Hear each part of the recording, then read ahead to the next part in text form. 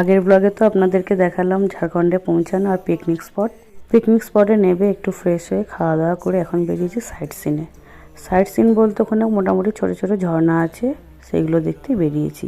এখন প্রথমে যাচ্ছি পালানি ওয়াটারফলস নামে একটা ঝর্ণা আছে, ছোট কিন্তু সুন্দর নাকি সেটা দেখতে।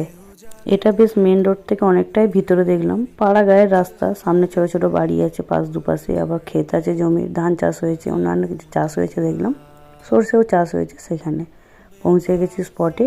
বেশ দেখলাম বড় জায়গাটা, খেলার পার্ক মতো করা আছে আর মধ্যখান দিয়ে রাস্তা। এখানে এসে উপস্থিত হয়ে আমি লাগিয়েছি হাঁটা। আমি এখন একা আছি, একা বলতে আমি আছি আর আমাদের প্রাইভেট কারে করে যারা সবাই এসেছি তারা আছি। আমার ছেলে আর ছেলের বাবা আসতে পারেনি, কারণ ছেলে ঘুমিয়ে পড়েছে, এবার ওর সঙ্গে তো একজন থাকতে হবে, তাই ওর বাবা ওর সাথে গাড়িতে রয়ে গেছে। সকালের দিকে অতটা কুয়াশা থাকলেও রোদ বেরোতে কিন্তু বেশ গরম লাগছিল। আমি আর সোয়েটার পরিনি, গাড়িতেই খুলে রেখে এসেছি। এখন হাঁটছি। ভালো হয়েছে আমার ছেলে বা আমার হাজব্যান্ড আসেনি, আমার হাজব্যান্ড একদমই হাঁটতে পারে না, আর আমার ছেলে ঢালু পথে তাকে কোলে করে নিয়ে হাঁটতে হলে সত্যিই ভীষণ কষ্ট হতো। ভালো হয়েছে ওরা দুজন আছে ওখানে, আমি একা একা গিয়ে ঘুরে আসি। আর এই যে রাস্তা, সাইড দিয়ে রাস্তা আছে, আমরা তো কুঁড়ে আবার বাঙালি, কেন রাস্তা দিয়ে হাঁটবো, শর্টকাটে হেঁটে মেরে দেবো, এরকম একটা ব্যাপার থাকে। আর আমার সামনেই আছে আমাদের পাড়ার কাকিমা আর কাকিমার মেয়ে, ওরাও আমাদের সাথে একই প্রাইভেট কারে এসেছে, তো ওরা আমার সাথে হাঁটছি আর দুজনে মিলে গল্প করছি যে যখন কোনোদিনও না হাঁটি, সবসময় বাইকে করে বা গাড়িতে করে যাওয়া অভ্যাস থাকলে আর এরকম পাহাড়ি অঞ্চলে এসে হাঁটতে হলে কীরকম কষ্টটা হয়। মোটামুটি এসে গেছি, 1 কিলোমিটার মতো হাঁটা ছিল। সেই হাঁটা পথ এই পাথর কেটে রাস্তা, এই ঝর্ণাটা দেখা যাচ্ছে।